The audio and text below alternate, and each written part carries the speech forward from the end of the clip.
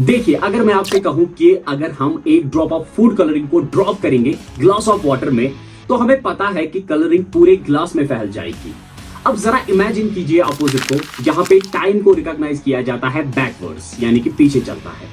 इसका मतलब यह है कि हम उस यूनिवर्स में रहते हैं जहां पे फूड कलरिंग स्प्रेड हो जाएगी पानी में, वहां नहीं जहां पे कलेक्ट हो जाएगी। इन फिजिक्स इसको डिस्क्राइब किया गया है सेकंड लॉ ऑफ थर्मोडायनामिक्स में, कि चीजें ऑर्डर टू डिसऑर्डर चलती है। एंड आपको पता ही होगा कि ये यूनिवर्स कितनी अनइमेजिनेबल बड़ी है। अगर कोई भी गैलेक्सी ढूंढ लेते हैं तो वहां तक पहुंचने में मिलियन ऑफ ईयर्स लगेंगे। जैसे कि Andromeda Galaxy 2.5 million light years दूर है अर्थ से, जहां तक पहुंचने में बिलियन ऑफ ईयर्स लगेंगे, इवन स्पेस क्राफ्ट का इस्तेमाल करके। तो क्या कोई और रास्ता नहीं होगा वहां तक पहुंचने में? एंड क्या हम किसी तरीके से फ्यूचर में या पास्ट में ट्रैवल कर सकते हैं?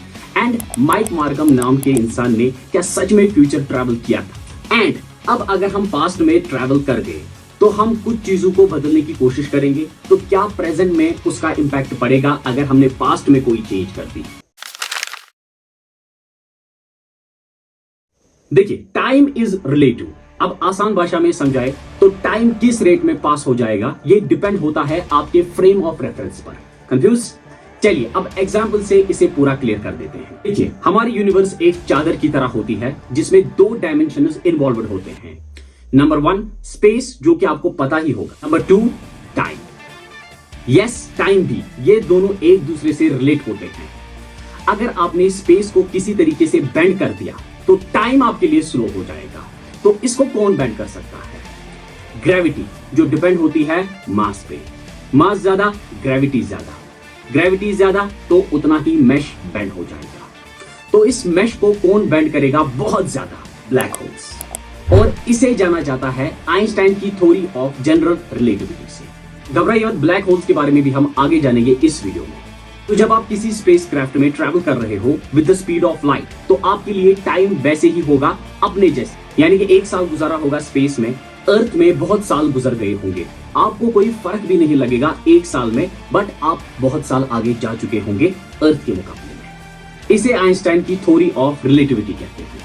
तो इस सब से पता चल रहा है कि टाइम एब्सोल्यूट नहीं है बल्कि रिलेटिव है, यानी कि आपके फ्रेम ऑफ रेफरेंस पर डिपेंड है टाइम। तेजी से ट्रैवल कर रहे हैं with the speed of light, तो टाइम आपके लिए अलग है, हमारे लिए अलग है। किसी बहुत ही भारी भरकम ग्रेविटेशनल फील्ड की जगह पर रह रहे हैं आप, तो टाइम आपके लिए अलग है, हमारे लिए अलग है।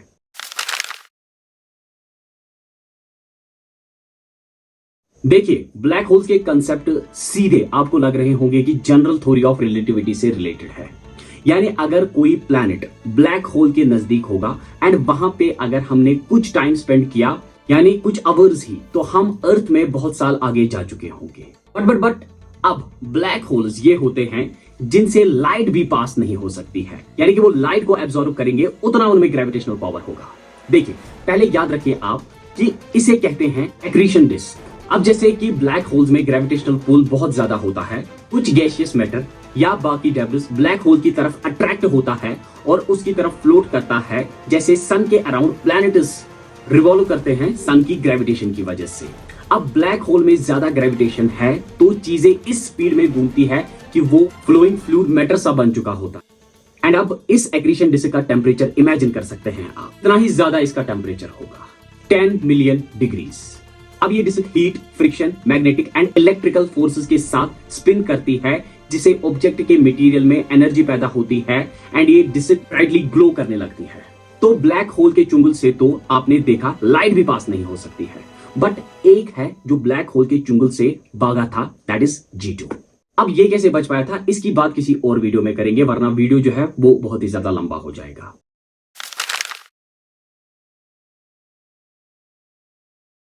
अब आप ब्लैक होल्स को समझ चुके हैं, तो अब वार्म होल्स को समझना आपके लिए आसान होगा अगर आपने ब्लैक होल्स के कंसेप्ट को समझ लिया है। फिर से वही एक मैश इमेजिन कीजिए, जब ऑब्जेक्ट्स रखेंगे तो ये बेंड हो जाएगा वजन से। अब कोई ऑब्जेक्ट जिसका ग्रेविटेशनल फोर्स इतना ज्यादा है कि स्पेस टाइम के मैश को इसने इतना बेंड कर दिया है कि वो दूसरी तरफ से निकल गया है और वार्म होल बन गया है। इतना ग्रेविटेशनल पुल किसके पास हो सकता है? अभी आपने देखा था कि ब्लैक होल्स के पास ही इतना ज्यादा ग्रेविटेशनल फोर्स हो सकता है। तो सीधी सी बात है, ये टाइम मशीन का काम भी करेगा। क्योंकि आप लाइट से भी जल्दी ट्रैवल कर पाएंगे।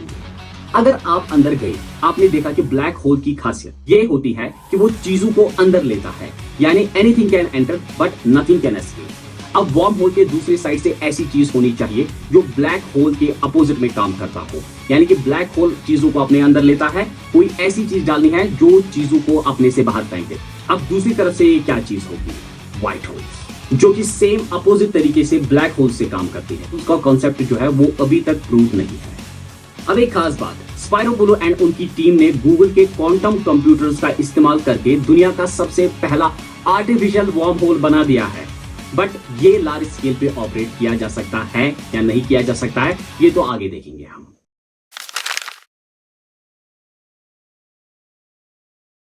अब देखिए, वार्म होल का इस्तेमाल करके पास्ट में ट्रैवल किया जा सकता है। बट इमेजिन कीजिए अगर पास्ट में जाकर आपने अपने ग्रैंडफादर को मार डाला, फिर आप पैदा कैसे होंगे अगर आपने अपने ग्रैंडफादर को ही मार डाला? अब इसका आंसर कुछ थ्योरी से दिया जाता है। मैं एक थ्योरी की बात करूंगा यहाँ पर, प्रीडेस्टिनेशन पैराडॉक्स। जब आप ट्रैवल करेंगे पास्ट में तो आप चीजें बदलना चाहते हो, जैसे कि आपने अपने ग्रैंडफादर को मारना चाहते हैं, तो आपके सामने सिचुएशंस ऐसी आएगी कि आप उसे नहीं मार पाएंगे, यानी कि जो चीजें हैं वो ऐसी ही होगी जैसे पास्ट में हुई है। आप चाहकर भी अपने ग्रैंडफादर को नहीं मार पाएंगे।